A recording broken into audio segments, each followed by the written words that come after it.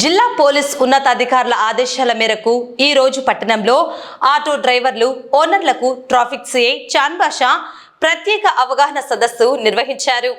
నంద్యాల ప్రజలకు నంద్యాల నందు ఆటో నడిపించే ఆటో డ్రైవర్లకి ఈరోజు మా జిల్లా SP sir Sunil Sen sir గారు, మా ASP madam John Paul madam గారు ఖచ్చితంగా ఆటో డ్రైవర్లకి సూచనలు ఇవ్వండి, కఠినమైన సూచనలు ఇవ్వండి, హెచ్చరిక ఇవ్వండి చెప్పారు. ఖచ్చితంగా ఆటో డ్రైవరు యూనిఫామ్ వేసుకోవాలి, ఆటో నడిపేటప్పుడు లైసెన్స్ పెట్టుకోవాలి ఆటో డ్రైవరు. అలాగే బండికి ఖచ్చితంగా ఇన్సూరెన్స్ ఉండాలి. దయచేసి ఆటోదారులు ప్రతి ఒక్కరు కూడా నంద్యాల జిల్లాలో this is warning plus friendly police కింద చెప్తున్నా. ఇన్సూరెన్స్ 5,500 కట్టుకుంటే సంవత్సరం అంతా మీరు ఆటో నడుపుకోవచ్చు. అలాగే లైసెన్స్ కూడా మీరు ఖచ్చితంగా అప్లై చేసుకోండి. లైసెన్స్ లేకుండా బండి నడిపితే మటుకు దొరికితే 5,000 రూపాయలు ఫైన్ ఇస్తాను. బండిలో ఆటోకి ఎంతమంది కెపాసిటీ పోసింది, ఆటోలో ముగ్గురైనా ఎక్కాల్సింది, నలుగురు అంటే ఎక్కువ ఉన్నారనుకో 270 సెక్షన్ పెట్టి కేసు కడతా.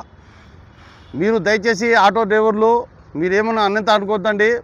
ఖచ్చితంగా యూనిఫామ్ వేసుకోవాలా. మేము పోలీసు వాళ్ళు మాకు యూనిఫామ్ ఉంది గవర్నమెంట్, మీకు కూడా ఆటోలకు యూనిఫామ్ కాకి షర్టినా మేము వేసుకుంటున్నాం లేదా? ఖచ్చితంగా ప్రతి ఒక్కరూ యూనిఫామ్ వేసుకోవాలా. మీరు ఇన్సూరెన్స్ కట్టుకొని వచ్చిన తర్వాతే బండి నడపాలి. అలాగే లైసెన్స్ తీసుకున్న తర్వాతే మీ ఆటో రిలీజ్ చేస్తాను. మీరు ఎవరితో మీరు మా మీద బాధపడినా కూడా మేము ఒప్పుకోము.